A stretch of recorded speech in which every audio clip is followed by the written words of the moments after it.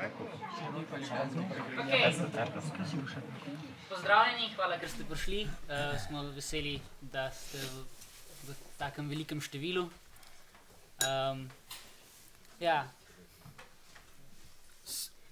Splet in socialna omrežja v bistvu sestavljajo velik del naših življenj in zdaj še posebej v zadnjih letih z pandemijo in karanteno se je vpliv teh spleta razširil še na spletno, se pravi, na spletno trženje in online brande. Kako delujejo korporacije, kakšne tehnike uporabljajo in kakšen vpliv to ima na posameznika, bomo poskusili ugotoviti na današnji okrogli mizi, na kateri sodelujejo naši gostje. Vodja spletnih medijskih specialistov pri iPromu, gospod Miloš Suša.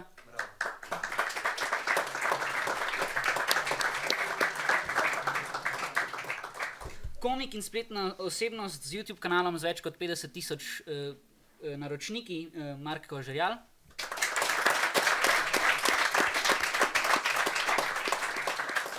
In psihologom na NIJZ-ju Markom Žmavcem.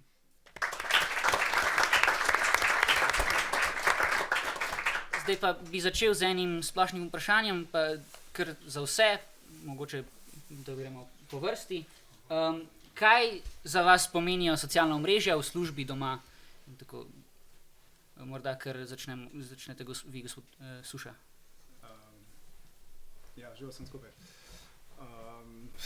Socialna omrežja, po eni strani je, jaz bom malo bolj preprost govoril. Po eni strani je to waste of time, pa to ne mislim samo v slabem smislu, ampak pač nekaj moraš početi, ali je to hobi, ali je to zabava, ali je to uživanje. Po drugi strani, tudi te potegne noter, pa je waste of time, dejansko, dobesedno. Po drugi strani za mene, za nas kot iProm je to tudi en od kanalov oglaševanja. Drugač v iPromu se ukvarjamo z digitalnim oglaševanjem in je socialna omrežja so eden od kanalov, od večjih različnih. To pa to v bistvu, no, na kratko. Hobi in hkrati služba. Jaz bom kar ponovil to, hobi in služba nekako. Čeprav pri meni socialna omrežja so dokaj temeljen del moje službe, brez tega ne bi imel te prepoznavnosti, ki imam trenutno, brez tega tudi ne bi mogel privoščiti živeti od komedije, tako kot si lahko zdaj. Tako da socialna omrežja je dokaj neizbežna, zato kar jaz počnem in sem jo omogočila, da sem sploh lahko komik. Za mene socialna omrežja predstavljajo v bistvu neko bojišče sodobnih internetnih trendov. Tle socialna omrežja res dobro delajo na tem, da skušajo na najbolj sodobne načine z algoritmi zadržati uporabnika. In na drugi strani uporabnika se mora na nek način boriti proti njim, da potegne iz njih nekaj dobrega in da ohrani kontrolo pri uporabi. In v tem smislu tudi mi, ki se ukvarjamo z duševnim zdravjem, poskušamo se boriti, ozavestiti uporabnika, dati moč nazaj uporabniku, ki je v veliki meri izgublja s sodobnimi internetnimi trendi, tako da zame je slika kar zaskrbljujoča, no, ampak vseeno imam zaupanje v človeško raso, da smo dovolj kritični, da nismo samo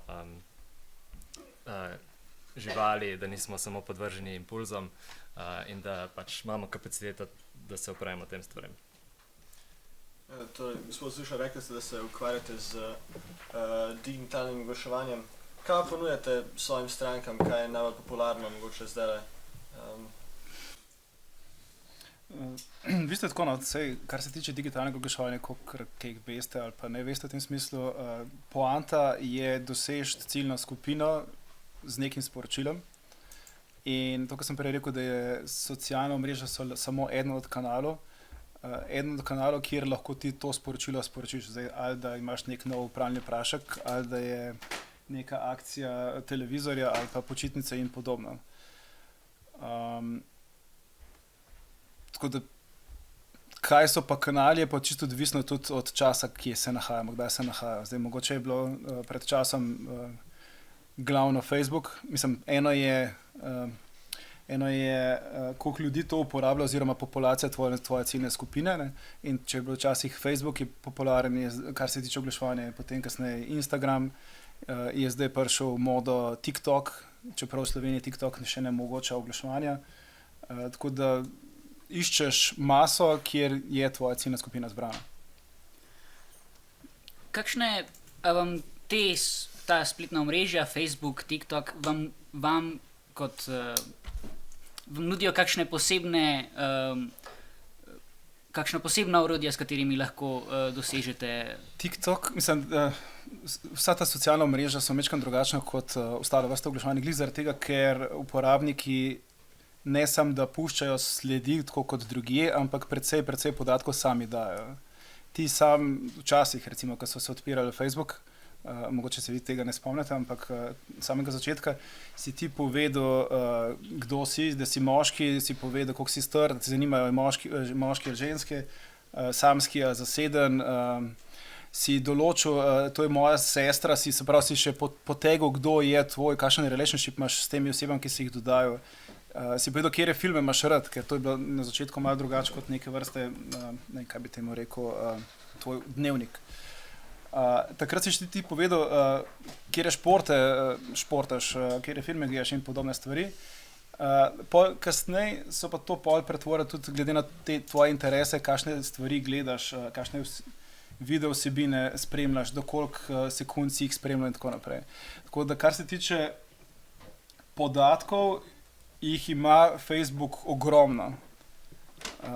Problem pa je tudi to, kar je zdaj prihodnost, ali pa s čimer se zdaj Evropska unija ukvarja, je pa problem, ker se ti z vsemi temi podatki, z vsem tem sledenjem nisi strinjal. Ne? To so zdaj plusi pa minusi. Ne? Tudi vse, kar bom jaz danes govoril, ima oboje plusi pa minuse. V glavnem, predvsej natančno lahko ti ciljaš uporabnike. Toliko preveč natančno, da se zdaj to omejuje z zakoni, do kje se sme, pa kje se ne.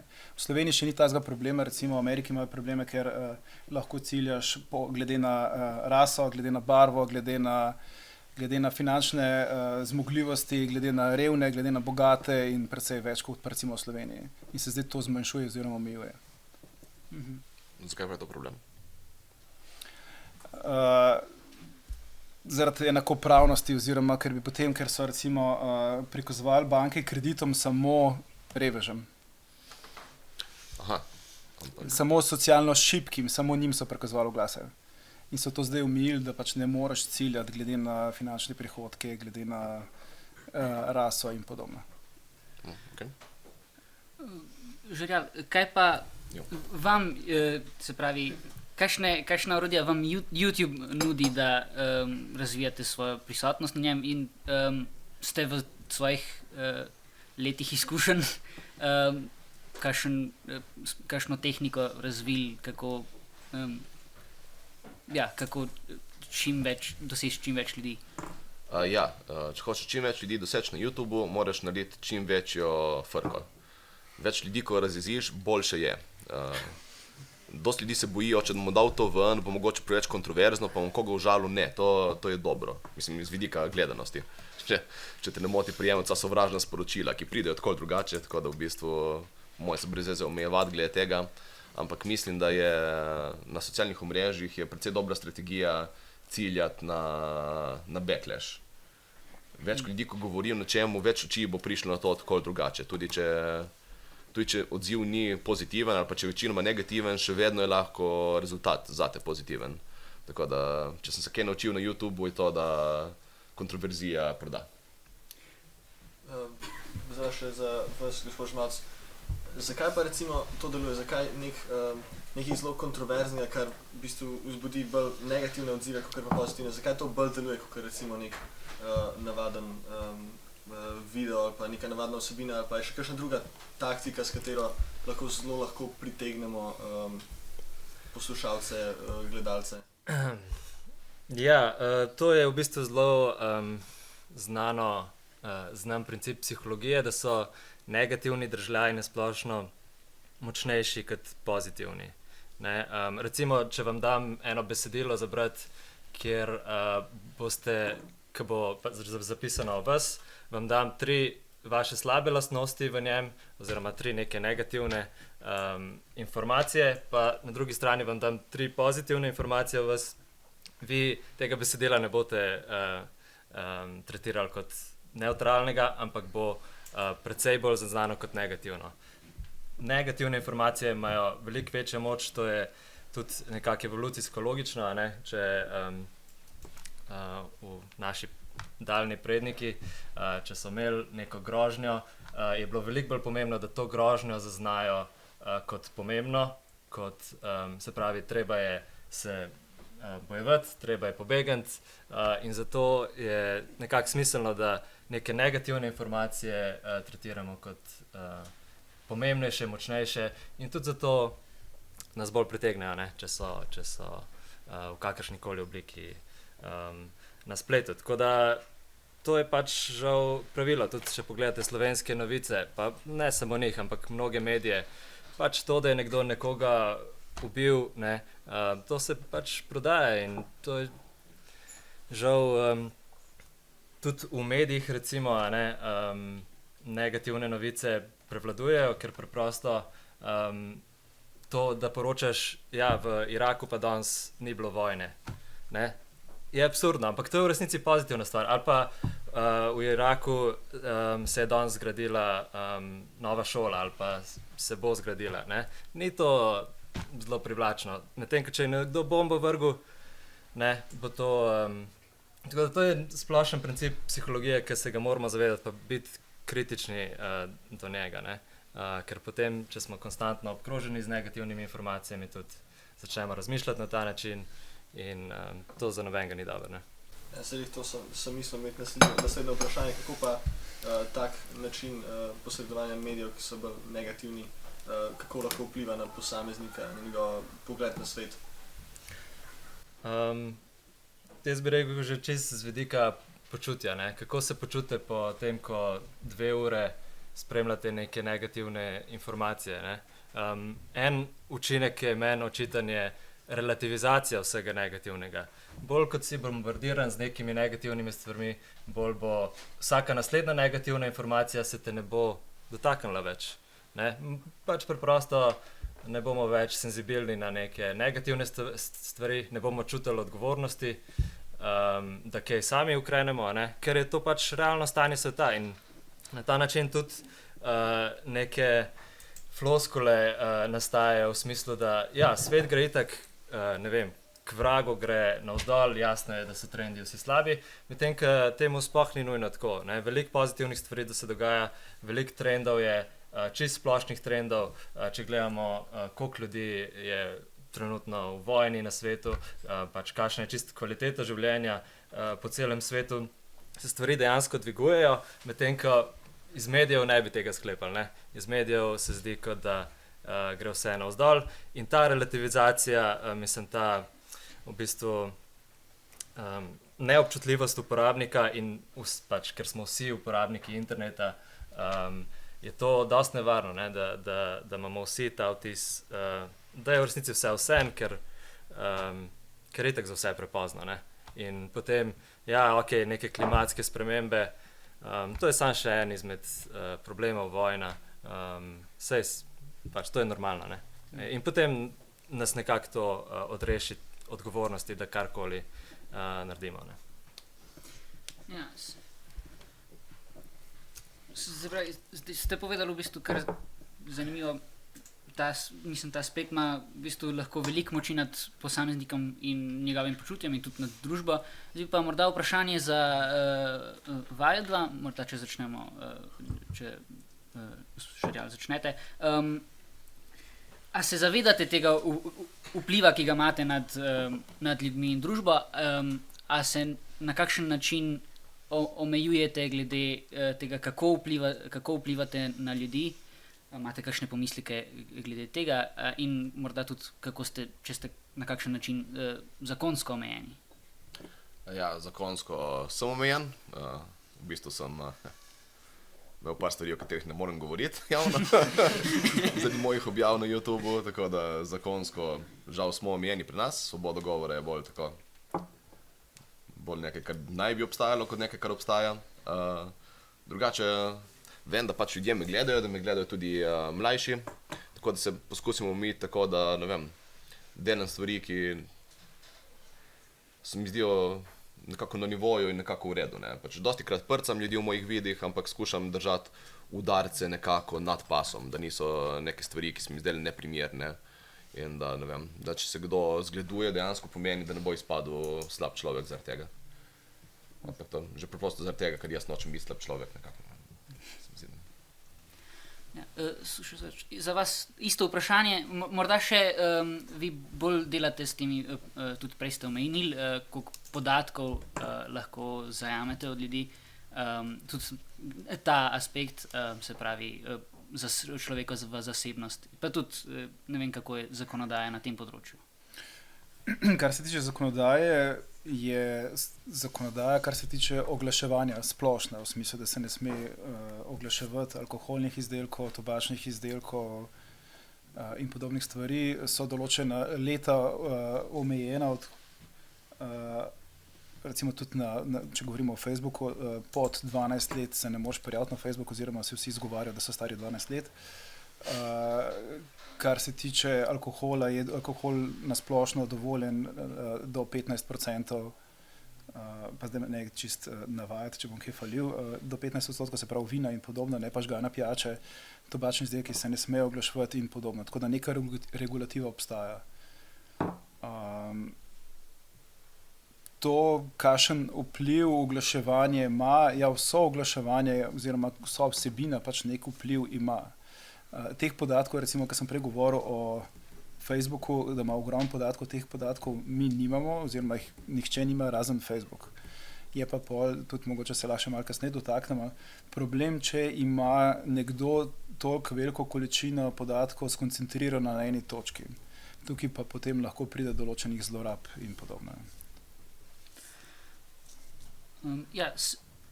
Kako se pa zdaj smo slišali malo, mislim, kakšna je zakonodaja. Morda začnem z vami, gospod Žmavc. Kje se vam zdi, da bi mogla biti meja, morda zakonodajna, glede, mislim, morda osebnih podatkov in tudi oglaševanja in vsebin na spletu, glede na to, da imajo tak vpliv na ljudi? Ja, to je dobro vprašanje. Ne vem, če imam odgovor na njega. Verjetno pri vsaki specifični vsebini treba presojati to posebej in s časoma upam, da bomo prišli do konsenza na področju drog, na področju nezdrave prehrane. Sigurno so mladi tisti, tudi vi med njimi, ampak predvsem tudi še mlajši, ki so najbolj občutljivi na neke vplive trženja. Malo manj imajo vzpostavljene običajno kritične distance do stvari. Tipično je nekako malo lažje na njih vplivati z nekimi oglasi, recimo nezdrave prehrane, ki so trenutno seveda čisto dovoljeni. Ne?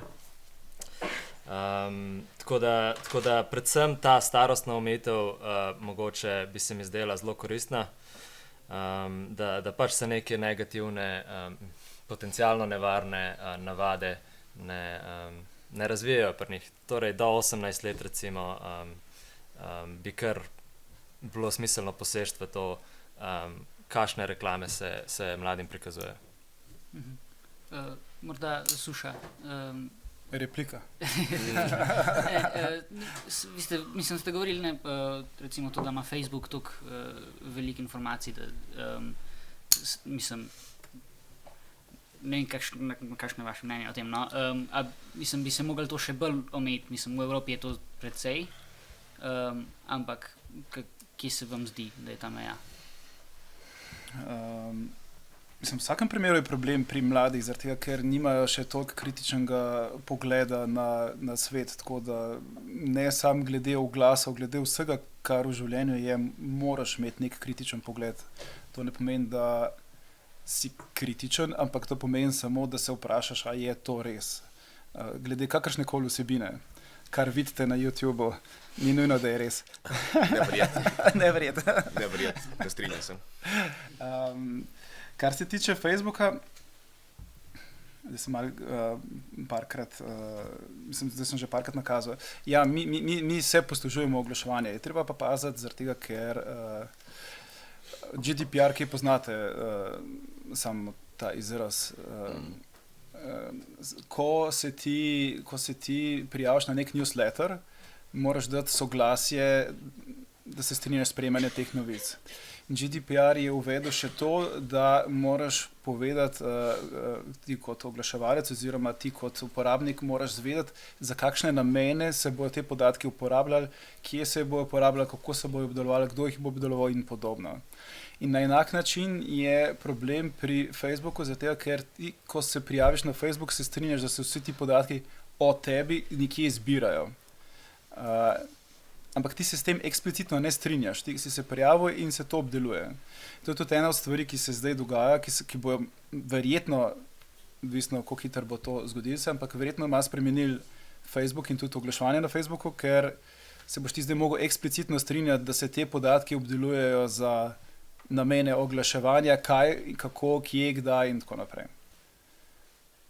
Lahko ena replika? Ja, seveda.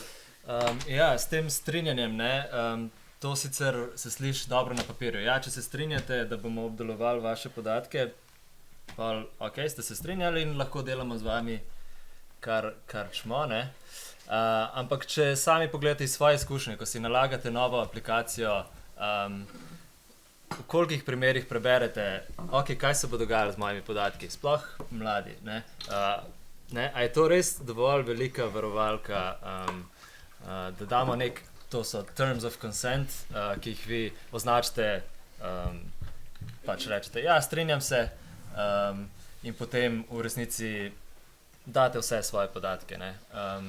Za moje pojme to ni dovolj velika omejitev, ker ne, vi si aplikacijo naložite za to, da boste pač dostopali do neke vsebine s tem ciljem in karkoli morate klikati za to, da boste prišli do tja, skoraj karkoli, boste pač šli čez to, ne.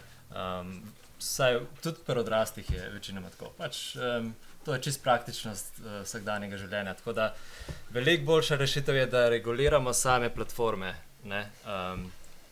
Torej, da sploh ni opcije, da se uporabnik strinja, da vse podatke zberemo o njem. Ampak potem pa prihajamo na problem, kako regulirati mednarodne platforme, ki so, mislim, čist po njihovih resursih neprimerno presegajo posamezne države, čist presegajo proračune posameznih držav. To se zdi res težka naloga, no. Jaz nisem problem, čak malo. Pa punca, mislim, da dvigne Ja, roko. to sem hotel. Ne, se je... Vprašanje bo na koncu. Ok. Ja, meni se zdi, da ta regulativa državna dela dosti več škode za uporabnika kot koristi. Jaz bi to kar odstranil vse, kar obstaja, kar se mi zdi totalna neumnost. Že če recimo gledate tiste cookije, ko je zdaj povsod na straneh obvezno, da ti napiše, da uporabljajo cookije, zdaj samo ena stvar več za klikniti stran. Pač je vse, smo dobili dodatno delo. Tako da, in pač, to itak strinjam se, je res po eni strani, da samo klikneš brez prebrati, ampak po drugi strani je tudi v redu imeti opcijo, ne, če zavedno greš v neko stvar, da imaš možnost, ne vem, skleniti neko stvar, tudi če kakšnemu regulativnemu organu to ni všeč. Tako da meni se zdi, da koristi od tega ni. In po mojem je bilo dosti boljša ideja prepustiti potrošnikom vse skupaj. In pač internet je nova stvar, se bomo tudi na njo navadili, kot smo se na vse nastalo. Je ogromno tega gor, ogromno vsega, ampak glejte, nam bo prišlo v kri tudi to in bomo že se izboljšali preko preizkušanja, preko napak. Jaz mogoče sem še to, no. Ja, težko je omejiti, mogoče bi Facebook pa te tuje platforme, ki je dejansko imaš ti neko letnico, lahko omejil od koliko let naprej se sploh sme oglasi prikazovati ali pa ne, pri čemer je potem potrebno to preverjati, a je to res star človek 18 let, a se je zlagal. Medtem ko po vsem ostalem odprtem spletu, se pravi, ko govorimo o oglaševanjih z banerji, video oglaševanjem in podobno, se pravi, karkoli bereš, ne vem, cnn.com in podobno, tam ti ne veš, koliko je uporabnik star, ki bere to vsebino. Pa lahko zanikar, da veš. Ali pa gleda televizijo, pa je pač ni še šel spat, pa gleda ob 10. Recimo tudi zakonodaja prepoveduje, spet ne me citirati, ampak določene stvari se smejo oglaševati na televiziji po 10. uri, po 9. uri v kino in podobne stvari. Ne. Tako da to je malo težavno. Jaz mislim, da tako kot spletne prevare ali pa prevare kakršnega koli tipa, je glavno, da imaš kritičen pogled na te stvari. Tako da to je ena od stvari, ki vi mogoče že dobite od svojih staršev, ampak recimo pred parimi leti so bili starši neizobraženi z vidika računalnikov, z vidika interneta in podobno in niso znali tega prenesti na svoje otroke in zaradi tega so bili bolj podvrženi raznim prevaram, spletnim in podobno. Tako da to je treba, na temu treba delati. Pa na izobraževanju, tudi v šolah ali pa na lastnem izobraževanju. Kritičen pogled. Če je ena stvar, zdaj če govorim, ni ista stvar spletne prevare pa oglaševanja, no, ampak to sem se sam spustil na ledena tla. Ne, ampak če vidiš, mislim, če tudi karikiram, ne, če je nek iPhone stane 400 evrov, pa ga ti vidiš na Bauhi za 50 evrov, ja, kaj je narobe s tem? Sprašujte se, kaj je narobe s tem. Kar se tiče pa ostalih stvari, kar se tiče oglaševanja, ne, eno je tisto, ki je mejno, ne, določene podjetja lahko zlorabljajo, pa vplivajo namensko na mlade, ampak načeloma pa to, kar, zdaj, če rečem, kar mi oglašujemo, so pa to avtomobili, avtomobilske znamke, ki nasirajo nov avto, so to hoteli, ki vabijo, ne vem, na jesenske počitnice, so to banke, ki sporočajo, da imajo najvišjo obrestno mero za depozite in podobno in podobno. Se pravi, iščeš ciljno skupino, ki bi ta vsebina znala zanimati. Kaj pa bi to omejevanje nekih tega, koliko smo lahko zasebni na socialnih omrežjih, kako bi mogoče to je vprašanje za vse. Kako bi vašemu poklicu, ali bi mu škodili, mogoče koristili, pa lahko kar z vami, gospod Žmac, začnemo. No, pač pri meni ni dvoma, ne. Mi se ukvarjamo z nekemičnimi zasvojenostmi, torej gre za vse tipe zasvojenosti, ki niso zasvojenosti z drogami, se pravi, grejo v bistvu za vedenjske zasvojenosti, od katere spada digitalna zasvojenost, igre na srečo, spolnost, tudi pornografija, telesna aktivnost, zasvojenost z nakupovanjem, odnosi, vse to so neke kategorije zasvojenosti, ki jih mi preučujemo. Ja, pri nas mi seveda podpiramo omejitve, ker škoditi ne morejo z vidika čist prevalence zasvojenosti in prekomerne uporabe. Tako da seveda potrebno je, da so na ta prav način oblikovane, da bojo res pomagale, ker nasprotno je, če se potem uporabnik upre, a ne. Seveda potem je tudi logično, da konkurenca pridobi, ne, se pravi konkurenčna platforma, ki pa nima omejitev, bo potem veliko bolj popularna. Tako da ne, omejimo, reguliramo eno platformo, se bo pojavilo novo socialno omrežje, ki bo pač bolj brez omejitev, ne. Torej, ne, v resnici bi mogli omejiti internet v splošnem, ne, kar seveda je težko. Je pa malo problematično to omejevanje, ne. Demokracija, recimo zdaj, če ste kaj zasledili, pa tudi ta vojna, ki se je začela v Ukrajini, je zahodni svet omejil dostop nam, recimo Slovencem, dostop do ruskih medijev, ker so se odločili, da zavajajo, da ne govorijo resnico, naša resnica je edina pravilna in zdaj mi nimamo dostopa do tujih medijev. Enako, če se mi odločimo, da ne vem, te zasvojenosti so, ne vem, da smeš največ, zdaj bom govoril o filmih, da ne bom o čudnih stvarih govoril, da smeš največ 2 uri na dan gledati TV, pa se ti avtomatsko televizija ugasne. Kdo je zdaj tisti, ki bo meni odločil, jaz imam pa rad 4 ure enkrat na teden, lahko gledam pa samo 2 na dan, recimo, ne. Jaz sem tle ciljal bolj na mehanizme, kako same platforme delujejo, ne. Recimo, verjetno ste opazili, ne, trend v zadnjih letih Ne, in na YouTubu, na Facebooku imaš funkcionalnost avtomatskega predvajanja posnetkov, tudi na Twitterju. Se pravi, gre za neke tehnike, kako posamezne platforme delujejo in te stvari se lahko omejijo. Vsebine, se strinjam, ni pametno omejevati, tudi časovnega angažmaja ni pametno omejevati. Omejevati se mora mehanizme, torej zasvojljive elemente teh platform. In ena izmed takih je funkcija neskončnega scrollanja. Scrollanje se nikoli ne neha in to, da ti nimaš razloga, da bi se ustavil. Če bi ti prišel po scrollanju do konca neke strani, bi rekel, ok, zdaj imam pa dost. Če ne priješ nikoli do konca, je manjša verjetnost, da se boš ustavil. To je en princip. Drug princip je funkcija avtomatičnega predvajanja. Torej, jaz se ne odločam, ta vsebina me zanima, kliknil bom na njo in jo bom začel gledati. Ne, ti sploh nimaš priložnost sprejeti te odločitve. Vsebina se avtomatsko predvaja in ti moraš biti toliko močen, uporabnik mora biti dovolj močen, da reče, evo, zdaj imam pa dovolj. Sam problem je, ker traja, da se naučiš, da ti to delajo, preden se to naučiš ignorirati. To je problem. Ja. Se pravi, jaz bi šel bolj na omejevanje, se pravi, da se prepozna, ok, te mehanizmi so res škodljivi za uporabnika.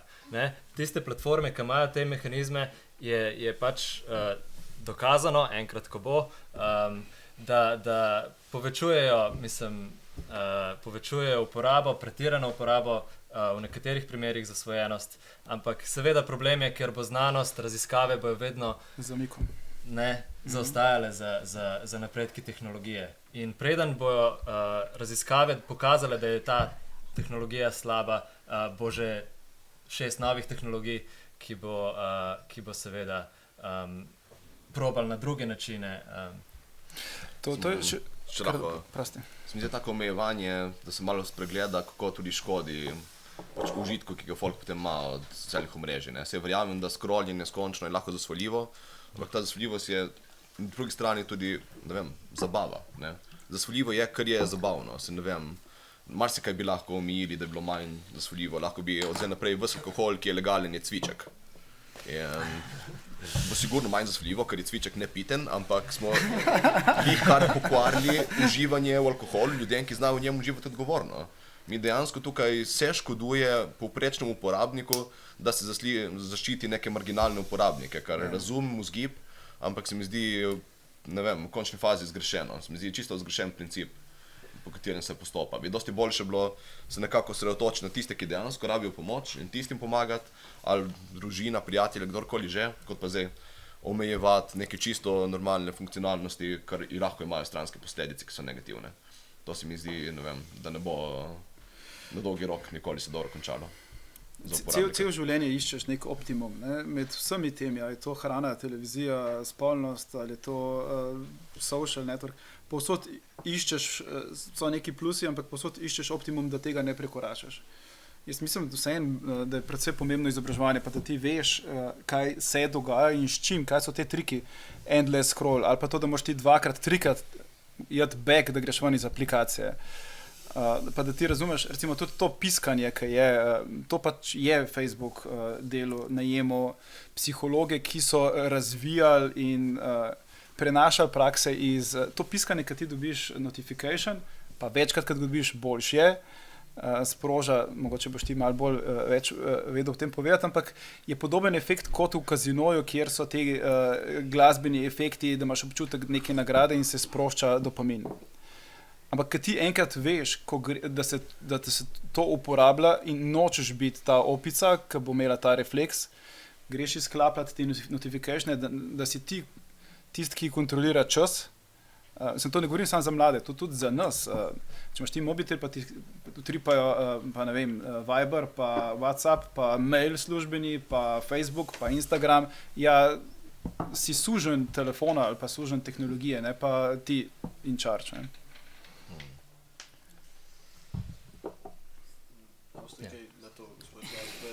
A smo opice ali nismo opice? Mogoče kako da, kaj se točno zgodi, zakaj so te toliko efektivne ali pa zakaj, ko ugotovimo, kaj nam v bistvu delajo, kaj se v nas zgodi, da nekako se premislimo, gremo v drugo smer, se upremo temu. Koliko je to v bistvu težko, kje v to smer? Jaz bi mogoče povedal malo zasvojenost. Kaj zasvojenost pravzaprav je?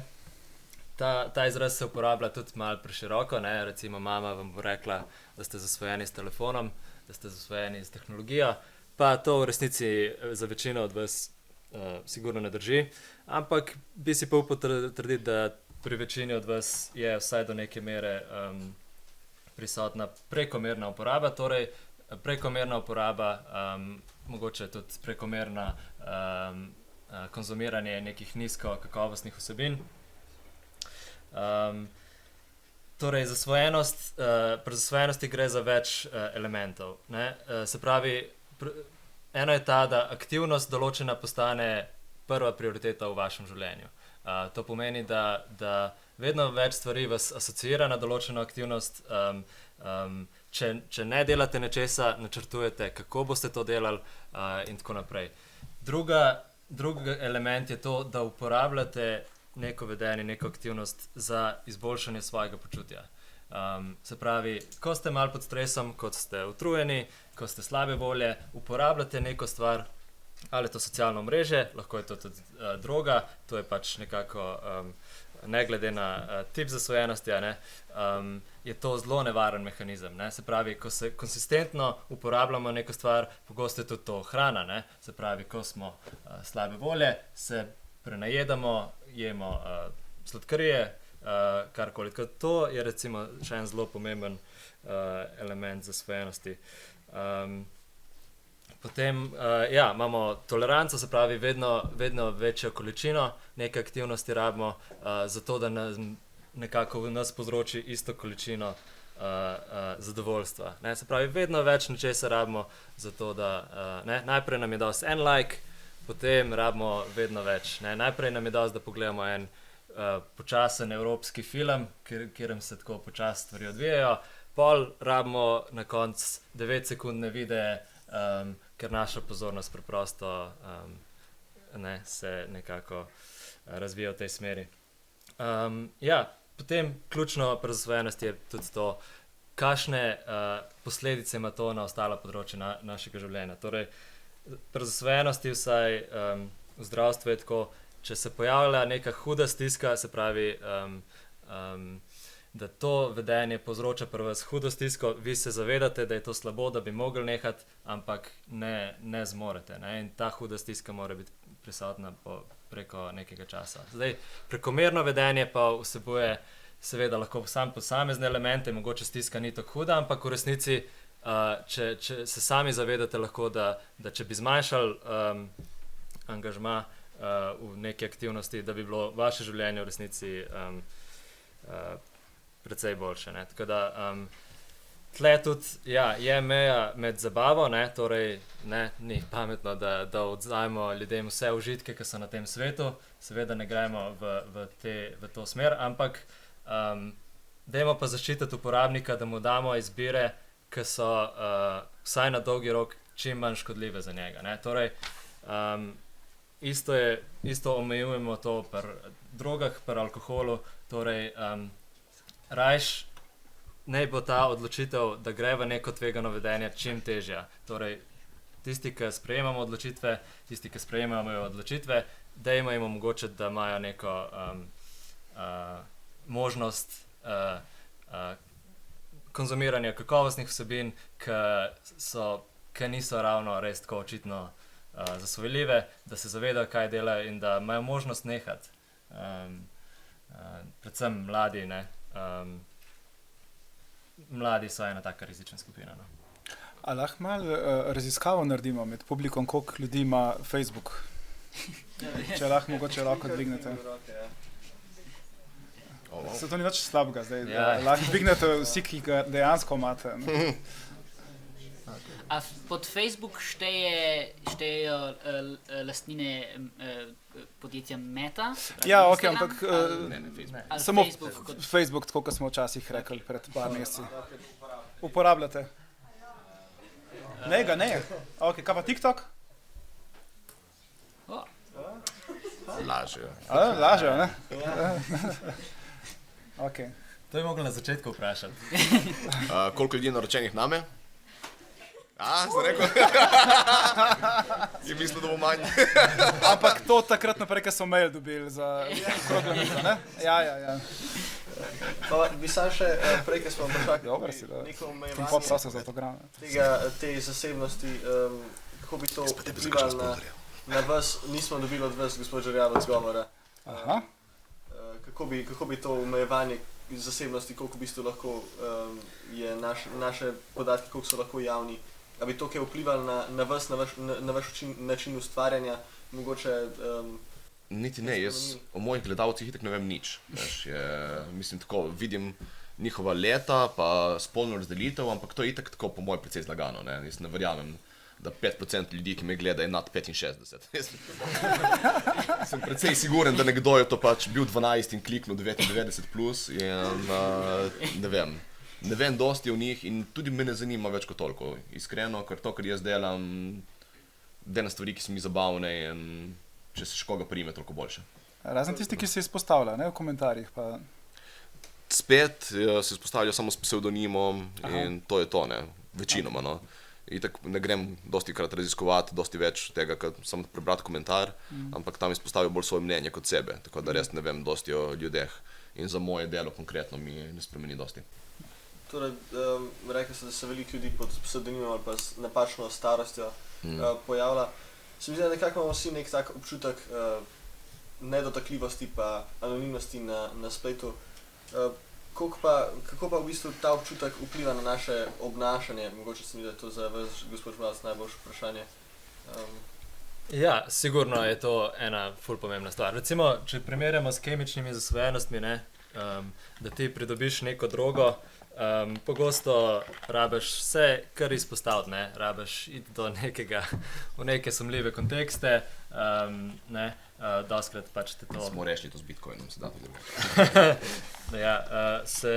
Se v neki meri več izpostavljaš, medtem ko zasvojenosti na internetu, ti si anonimen, dosta vsebin je brezplačnih, tudi zasvojenosti tega tipa so bolj sprejemljive, to, da si ti na telefonu, ne bo noben opazil, to, da ti ješ hrano, ne bo noben opazil, predvsem z tega vidika, in tudi tle anonimnost na internetu k temu prispeva. Torej pač, ja, ljudje ne opazijo, tega tipa zasvojenosti ljudje zelo dobro skrivajo, medtem ko če si ti konstantno na neki trdi drogi, na alkoholu, se to veliko prej opazi kot ta tip zasvojenosti. Kje pa je ta razlika med prekomerno rabo pa med zasvojenostjo? To je nemogoče vprašanje, ampak tle sem glih prej o tem govoril. Kdaj ima mama prav, da si zasvojen? Ja, takrat, ko je prisotna neka huda stiska preko daljšega časovnega obdobja. Torej, to je ključen... Kako pa zgleda huda stiska? To je spet, se strinjam, pač to je težko opredeliti. Sprememba v obnašanju, v vedenju, v ocenah, v šoli, Ne, to so neki objektivni kazalniki. Treba gledati subjektivno, kako se človek počuti. Torej, neke hujše motnje v razpoloženju, torej lahko je to depresivnost, anksioznost, simptomi te vrste. Skratka, človek težko shaja z življenjem, konstantno ima neke krize, breakdowne, v tem smislu. To je tudi, mislim, da bom večko nazaj šel, ampak so govorice, oziroma tudi, ko je bil Facebook Mark Zuckerberg na zaslišanju, so ga marsikaj spraševali, ali so to počeli ali ne, in marsikaj je možno, da je res. In ena od stvari je tudi, ali je Facebook delal sam interno raziskave in ljudem prikazoval različna sporočila z namenom, da bi videl, ali jih spravi v depresijo ali ne. To se mi zdi že malo ekstremno. Ne. Ne bom trdil, da ni res, ampak Ampak možno pa je početi to, če Seveda. ti si lastnik algoritma in vidiš, kaj se zgodi, če nekomu prikazuješ take stvari in če prikazuješ take stvari. Ne? seveda. Sigurno, ki testirajo, so vsa podjetja malo testirajo, kakšen bo odziv na njihov produkt, tako ali drugače. Ja. Ne. Tako da je nemogoče, da Zato tega je ne bi to počeli. tudi nevarno. Ne? Bolj gre za to, da se ignorira posledice. Ne? Oni pač njihovo glavno vodilo je profit, zato bojo zbrali vse možne podatke, ki bojo izboljšale napovedni model profita. Tako da v tem smislu so oni bolj ignorantni, da pač rečejo, to ni naša domena. Ne? Pač, oni se strinjajo z našimi pogoji.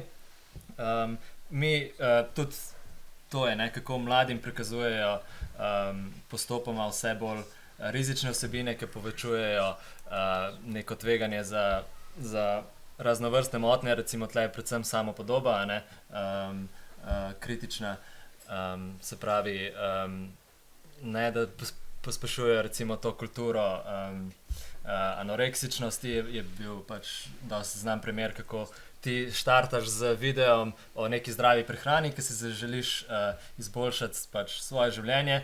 Počas te Facebook pelje z algoritmom na vsebine, ki vodijo v to, v ideale prenizke telesne teže in posledično slabe samopodobe, kar potem še pospešeno učinkuje na to, da ti iščeš nadaljne vsebine na tem področju. Ne.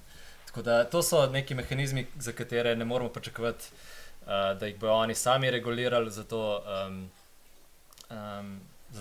je pomembno, da pač neka skupnost nastopi proti njim. Tako da, to.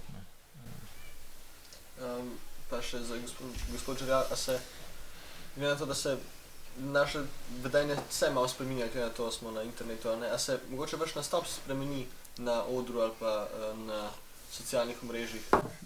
Ja, s tem, da zanimivo, pri meni se lih obratno kot pri ostalih. Ponovadi ostali, ko so na internetu, so bolj anonimni in si dovolijo več. Jaz pa v bistvu, ko nastopam javno, imam ponovadi manjše publike v resnici, kot ko sem na internetu, tako da tam pazim bolj na internetu kot v živo. V živo si ful več privoščim kot na netu. Ker se ne snema. Ja, ker se ne snema, ker je manjša publika in tudi ker nekako, ko nastopaš v živo in si na odru in imaš mikrofon, se šteka, to je nastop. To je zafrkancija, ne misli zdaj resno vsega, kar reče. Na internetu po drugi strani vedno malo izpade, kot to je njegova politična platforma. Zdaj, karkoli je rekel, ta zadnji štos, to na tem bo zdaj kandidiral verjetno in navaden. Tako da dejansko jaz imam več zadržka na internetu kot v živo pri mojih nastopih. Pri večini ljudi pa je nekako obratno, ne. Mislim, nikoli nisem bil v živo takega komentarja, kot je dobil na YouTube. To lahko garantiram, da tudi če si kdo misli, ne pove. Po moje dejansko dostikrat na netu ljudje so zanalašč, malo provokativni, da se izživljajo. Niti ne zato, ker bi res ti radi povedali nekaj, kar res mislijo, ampak čisto tako, ker bi radi dobili odziv. Pa se mogoče počutite bolj omejenega ali pa se pogosto vam zgodi, da hočete kakšno foro narediti, kakšno temo obdelati, pa je čisto zaradi teh omejitev ne morete? Govorimo za tega, ko socialna omrežja omejujejo. Niti ne toliko, mogoče s kakšnimi temami sem malo počakal, ne. Recimo pri covidu so blokirali vse videe na začetku ali pa jih demonetizirali na YouTubu, ko je prišlo kaj ven in tam sem potem malo tako, nisem se ga loteval, pa tudi malo, kar se mi ni dalo, ker se tako govorilo toliko o temu, da mi je bilo že malo tečno. Drugače pa se bolj omejujem zaradi odziva ljudi kot zaradi samih algoritmov. Zdaj le v bistvu... Čakaj, sorry. Ni panike, imaš to, greš. Okay. Se pravi, zdaj smo veliko povedali v bistvu o tem, no, da se ljudje počutijo kar anonimni v vaših komentarjih, pa nasplošno, da se počutijo anonimni na spletu. Gospod Suša, vi ste že, mislim, o tem ste že govorili, o tem, koliko podatkov v bistvu lahko, zdaj smo delali na primeru Facebooka, koliko podatkov zajamejo, a pa koliko smo pa dejansko, koliko so te podatki povezani s posameznikom, koliko smo dejansko anonimni. Se pravi, Facebook vzame samo, reče, okay, 20 000 ljudi je moških, ali ok, ta in ta oseba so tega spola. Tako. Načeloma, zdaj, če ne govorimo o teh platformah, si zelo anonimen. So pa, se pravi, ko ti oglašuješ s pasicami, ko ti bereš, ne vem, delo.si ali pa bereš, ne vem, karkoli, Slovenska novica smo pregovorili, si anonimen. Tam se ve samo, da je to uporabnik, neka številka, kakorkoli, in ta uporabnik, neka številka, rad obiskuje, rad bere vsebine povezane s športom, s tekom in tako naprej. Ne veš, kdo je. Ko govorimo pa o Facebooku ali pa o Googlu, tam so pa podatki malo bolj skoncentrirani. In to je tudi pač malo problematika prevelike koncentracije podatkov na enem mestu. Zato so tudi pač trendi, da bi se Facebook, Google in podobni giganti razdrobili na več delov. Facebook načeloma ima vse te podatke, ne? Tam se predstavljaš z imenom, priimkom. Si ti vnesel, nič od njih manj. Ja. Tam ne samo, da te spremljajo, tudi ti puščaš podatke, ti hočeš, ti vnašaš te podatke. Ne? Pa mogoče ni tako problematično, da ti poveš, kako ti je ime, kakšnega spola si, kakšne starosti, ampak cela ta kombinacija, kakšne vsebine ti gledaš. Se pravi, če se ti pojavi tak video, koliko sekund v povprečju ga gledaš. Se pravi, oni lahko zelo dobro izdelajo tvoj profil uporabnika in na podlagi tega s praktično recimo 100% verjetnostjo napovedujejo tvoja politična prepričanja. Ne? In to je bilo tudi ena izmed spornih. Drugače je dober film, če hočete pogledati, The Social Dilemma. Ne? Mal plastično ponazori, kako se uporablja cilja in podobno. Ne? Jaz bi sem vprašal nekaj še vmes. Ste rekli, ja, da so podatki shranjeni morda na splošno ne pod imenom, ampak pod nekim ID-jem. A pa to ni morda vsem nek, ko nabereš dovolj podatkov, a ni vsem, če imaš ime človeka, če veš, iz katerega računalnika dostopa. Ne veš, iz katerega računalnika. Načeloma so to anonimizirani podatki, irreverzibilno, se pravi, ti ne moreš tistega človeka locirati nazaj, nikakor ne. Tam, kjer se pa identificiraš tudi na Googlu, se pravi, ko se prijaviš svoj račun in potem, ko gledaš. Zdaj spet problem Google je pa spet, ker ima več različnih stvari v lasti. Po eni strani ima v lasti Gmail, ki ga vsi imamo, zato ker je zastonj mail. Po drugi strani ga vse spletne strani imajo Google Analytics, ker je to brezplačno analitično orodje, ki ga moraš imeti kot lastnik spletne strani. Se pravi, imajo tebe pod kontrolo, imajo vse spletne strani pod kontrolo, potem ima browser Google Chrome v lasti, ki ima tudi monopol, če rečem, ali pa večinski delež, kokorkoli te lahko pač locira. Zato je smiselno, da se te stvari razdrobi. A lahko še jaz? Ja. Kaj je glavni problem tega, da imajo te korporacije tvoje podatke?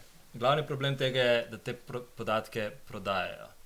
Prodajajo drugim platformam, ki te podatke uporabljajo za to, da vam prikazujejo oglase, ki so točno določeni, točno namenjeni vam in se jim posledično veliko težje uprete. Mogoče pa ne samo oglasi, tudi da se vam prikazujejo vsebine, ki se jim veliko težje uprete, kot bi se nekim generičnim vsebinam, ki so namenjeni vsem. In v tem smislu se jim je veliko težje upreti, kar pomeni, če jih gledajo najstniki, moramo govoriti tudi o tem, da te vsebine, če jih gledajo 5 ur na dan, kar marsikdo jih v vaši starosti, moramo govoriti o tem, da je to formira tudi vašo identiteto, vašo osebnost. Ne? In to je tle tisto, kar je problematično. Tako da to, ni samo to, da ima nekdo vaše ime, pa da se bojite, da bo nekdo rekel, ta pa ta gleda youtuberja Marka. Ne? Mislim, ni to problem. Problem je pač škoda je za vas čisto z vidika tudi formiranja vaše identitete, osebnosti, kdo ste in tudi kot družba, kakšna bo mlajša generacija, a bo fokusirana, kot smo prej rekli, na te negativne stvari ali bo motivirana, da naredi neke pozitivne spremembe. Ne? Sam to še dodam. Ne? Digitalno oglaševanje ima določeno prednost v primerjavi z TV oglaševanjem ali pa s tiskom, recimo, ko imamo tle revije na steni. Ti, ko daš v tisk, lahko malo omejiš ciljna skupina. Aha, ok, mladino to berejo, ne vem, zdaj se izmišljujem, izobraženi ljudje. Aha, monitor berejo tisti, ki jih zanima zabava, elektronika, računalništvo in podobno. Na TV pač lahko, ok, kmetijo gledajo taki in taki ljudje. Na digitalu pa ti lahko omejiš po spolu, po starosti, po interesih in podobno.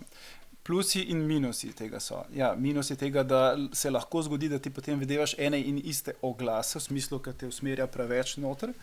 Plus je pa to, da če sem jaz moški in rad tečem, bom videl oglase za copate, za šport, za majico, za jakne in podobne stvari in ne bom videl za, zdaj bom čist karikiral, za Always vložke ali pa za ne vem, slušne aparate in podobno in sem vesel, da tega ne videvam. Tako da tudi targetiranje, tudi to ciljanje ima smisel. Vse ima plus pa minus, obe stvari. Je pa nevarno ena stvar, predvsem praksa Facebooka, TikToka in podobno, to, kar sem rekel, kritični pogled, je pa to, da ko enkrat zazna, Facebook ima interes čim več zaslužiti. Se pravi, več, ko boste vi klikali na oglase ali pa TikTok in kako naprej, več bo zaslužil. In zato ti prikazuje ene in iste, oziroma te usmerja v eno in isto vsebino. In problem, ki je predvsej močen, se dogajal in v Ameriki zaradi volitev demokrati, republikanci in COVID, anticepilci, cepilci in karkoli, ali pa v Sloveniji si zasplav, nisi zasplav in tako naprej. Problem je, ker ti usmerja in ti kaže eno in isto vsebino in obkrožate z enimi in istimi ljudmi in misliš, da je to resnica in da vsi enako mislijo kot ti, da je cel svet tak. In enako drug pol čist isto misel in se ta polarizacija dogaja. To je problem.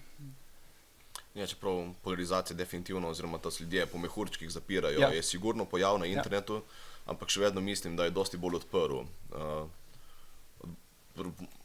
Preprosto je odprl, o čemu se pogovarjamo, odprl je dostop ljudi, ki imajo do različnih informacij.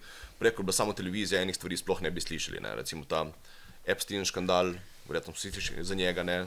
Epstein se je ubil, do tega, če bi bila samo televizija, sploh ne bi prišla, da bi to folk zvedel. To komaj zaradi interneta se je razvedlo. Tako da dejansko omogoča dostop do dosti več informacij. Mislim, preprosto je stvar, da smo ljudje taki, da kliknemo tisto, kar nam je bližje in kar nam je bolj smiselno. Ne? Če ti verjameš, da globalno segrevanje ne obstaja, potem verjetno ne boš klikal neki link, zdaj pa smo dokazali globalno segrevanje, ampak boš klikal obratno. In to je pač nekaj, kar imamo ljudje in ne vem, nekdo, ki bere Mladino, verjetno ne bere Demokracije in tako dalje. Ne. To je nekaj, kar obstaja ne glede na mediji in temu se ne bomo nikoli izognili zares. Tako da mislim, da internet glede tega, da te izpostavlja novim stališčem, je dosti večji plus kot pa minus. Te izpostavlja samo paziti, treba, kad te enkrat algoritem ujame, te ne spusti ven in ti prikazuje točno samo eno smer, samo Ja, seveda, moraš tudi malo se sam angažirati, pa sam kaj klikniti. Ne. Sigurno, algoritem ti bo serviral več stvari, kot si jih že hotel v preteklosti, ampak če si vsej malo radoveden, preko slej boš videl nekaj drugačnega in če klikneš gor, ti bo začelo šuno metati. In če pogledaš in če prebereš. Ja. Mislim pač tako, čim boš, verjetno ste že opazili to, ne.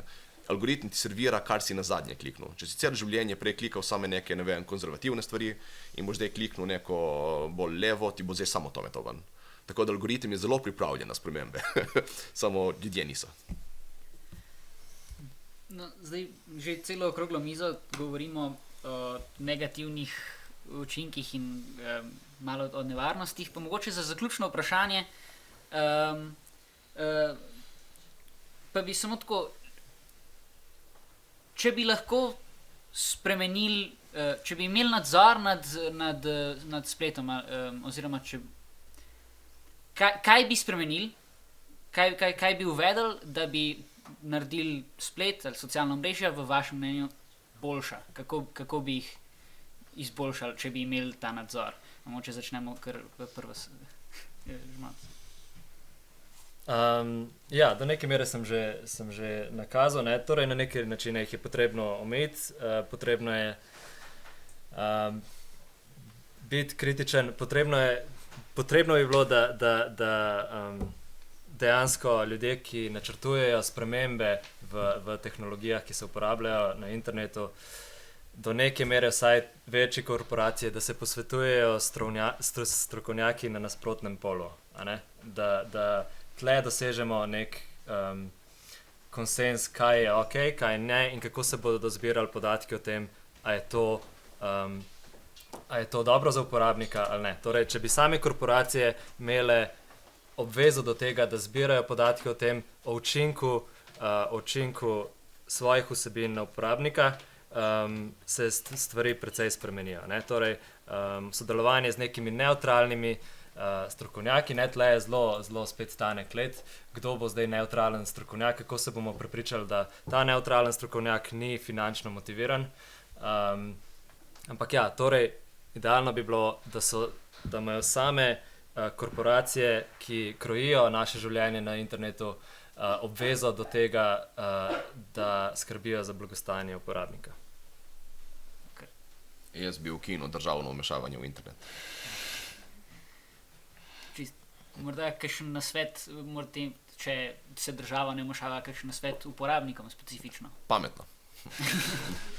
Žal ne moreš dosti drugega povedati. Ne smeš zaupati vsemu, kar prebereš, malo preveri, če stvari držijo ali ne, na več virjih. Če ti nekdo ponuja, da ti bo dal ful več denarja, če mu ga malo posodiš, ne. Ne vem, tako, po pameti moraš iti. Preprosto ni neke enostavne stvari za svetovati, žal.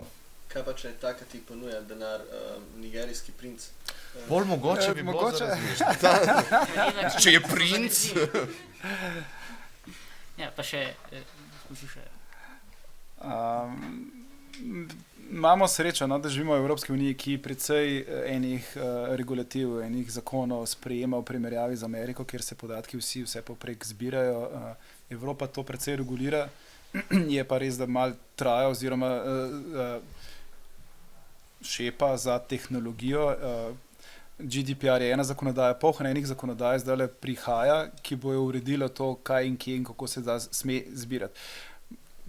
To ne rešuje zasvojenosti, rešuje pa to, ko smo prej govorili, da se podatki preprodajajo.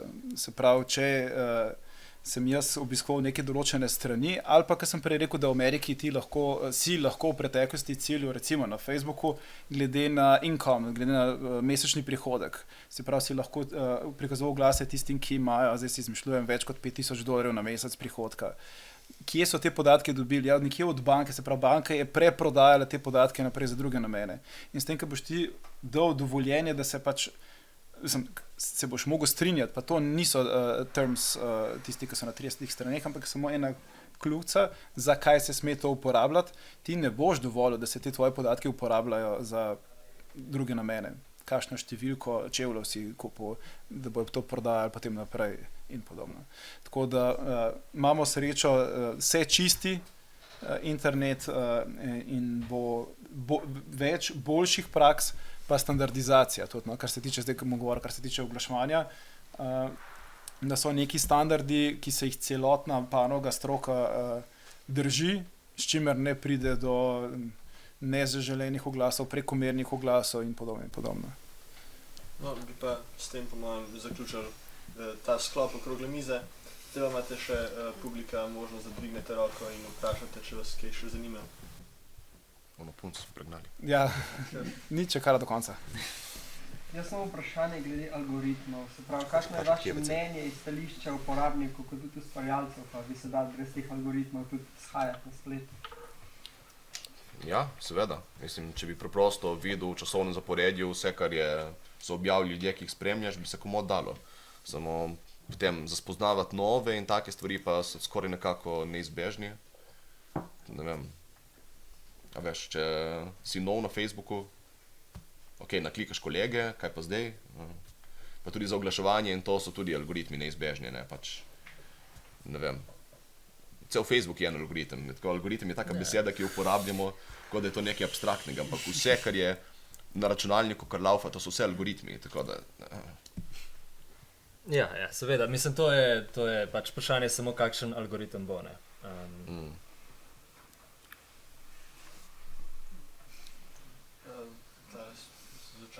Jaz sem pa še eno vprašanje.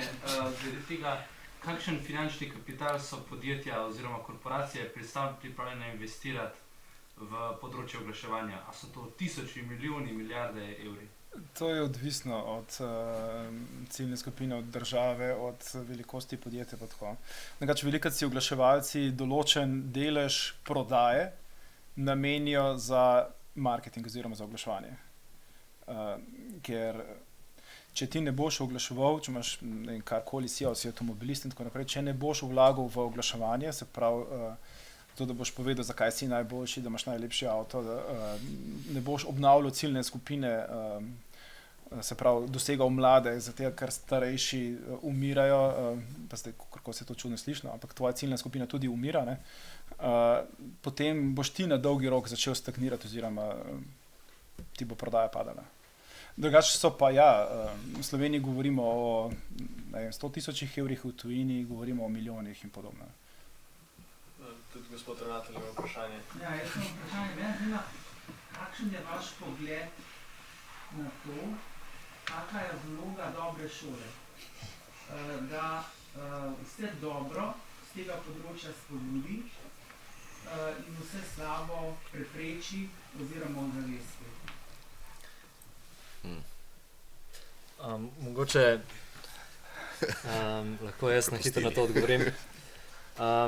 Ena past je sigurno to, da ne smemo obsojati pretirano, ker ima to pogosto nasprotni učinek. Tudi to je realnost. Zdaj samo, če otrok gleda v zaslon, to nam še nič ne pove. A bere e-knjige ali uporablja stvari za neumnosti. Torej, najprej ta toleranca, da je to družbeni trend, ki je do neke mere neizbežen. Drugo bi jaz rekel, opolnomočenje in čim več izobraževanja, ozaveščanja, tako kot to delate trenutno. To je dobra praksa, da se pogovarjamo o tem, da pač tudi mladi povejo svoje mnenje o tem, ali imajo s tem težave ali jih nimajo. Ker to je v tem trenutku glavno, da bomo mi kot mladim razvili veščine zdrave uporabe zaslonov. Torej, karkoli lahko prispevate o tem, torej, da se pogovarjate, da vaša prva reakcija ni obsojanje, ampak da razumete, da tle trenutna generacija mladih na internetu zadovoljuje vse svoje temeljne psihološke potrebe. In internet je tako močen, da je sposoben poskrbeti za vse različne psihološke potrebe mladega otroka. In torej, da se ne vprašate samo, zakaj za vraga pač to dela, ampak da poskušate razumeti točno, na katere potrebe je odgovorjeno strani različnih vsebin in potem razmišljate o alternativnih načinih, kako zadovoljevati iste potrebe.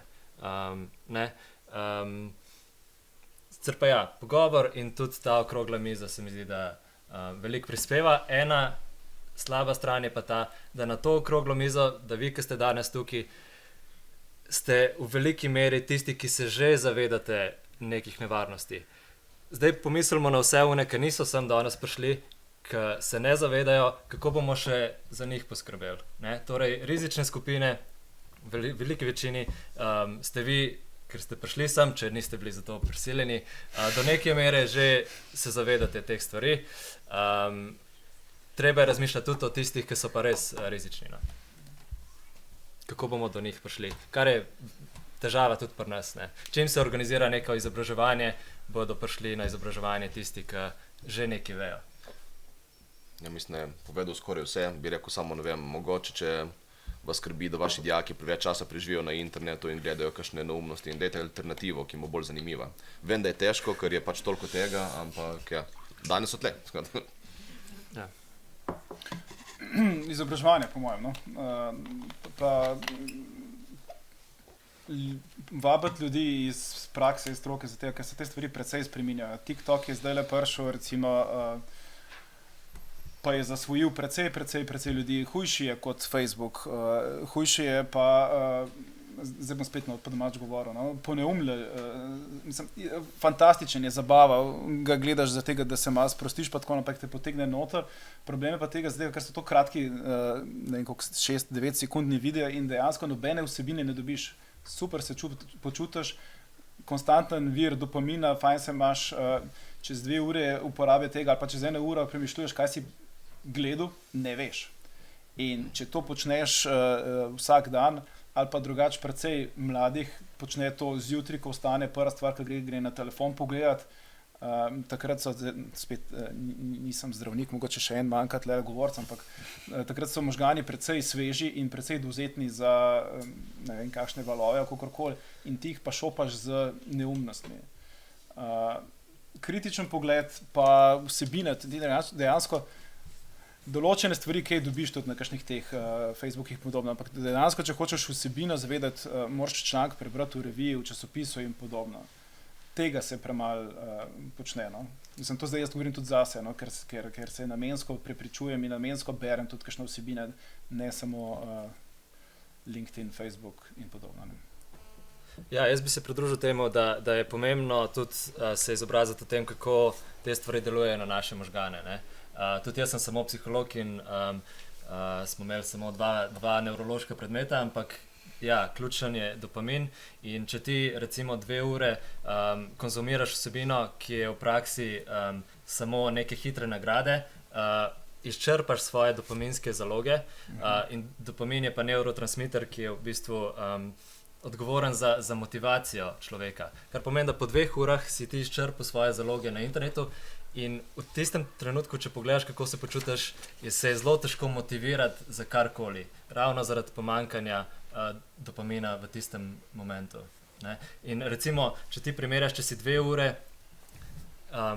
si v parku in pač gledaš drevesa, potem vsaka naslednja aktivnost ti bo avtomatično zelo zabavna, ker pač tam je bilo sproščanje dopamina zelo uravnoteženo, počasno, postopno in potem, če boš potem šel se lotiti branja ene težke knjige, ti ne bo težko.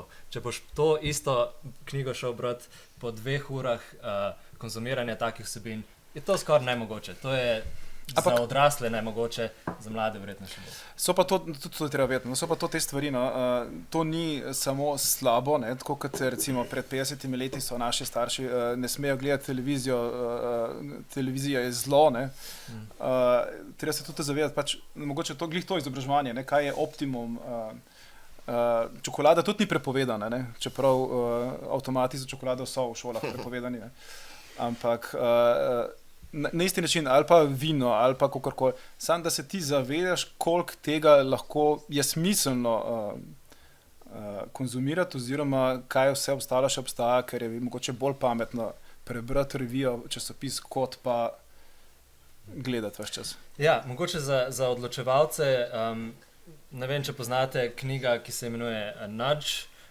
govori o tem, da ne omejujemo, ne, kakršnekoli odločitve sprejemamo pač v splošno dobro, ne omejujemo človekove svobode. Vedno mora imeti svobodo izbrati tudi potencialno slabe stvari.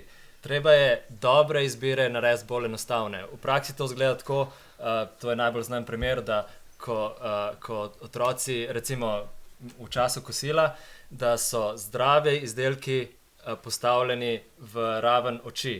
Medtem ko nezdravi izdelki so recimo težji, se moraš skloniti in to je nek tak preprost princip, kako tudi na drugih področjih, se pravi, damo človeku izbiro, da si izbere, a ne, tudi mogoče kdaj kakšno manj zdravo stvar, ker je to pač normalno v današnji družbi, ampak torej olajšati neko izbiro, ki bo za njega na dolgi rok dobra, ne samo na kratki rok. Se mi zdaj še gospod Željak hotel nekaj povedati prej, ali? Nek joke sem imel, ampak potem tudi, da ni primeren. Ko je govoril o tem, ko skuriš dopamin, sem hotel imeti nek joke na prepovedane substance, sem rekel, veš kaj, v srednji šoli smo, bom skočil mogoče. In zdaj si mi zafrknil, tako da hvala za to. Ampak ne, drugače nič konkretnega. Moraš se imeti pod nadzorom in to je to, se mi zdi, kot pri vsem ostalem, kar je lahko zasvoljivo v življenju. Ja, še s tem le gore. Mogoče to bolj vprašanje za vas, kaj je tako, od česa se ljudje težje odvadijo? Od odvisnosti od telefona? medijev ali teh računalniških medijev ali od drog?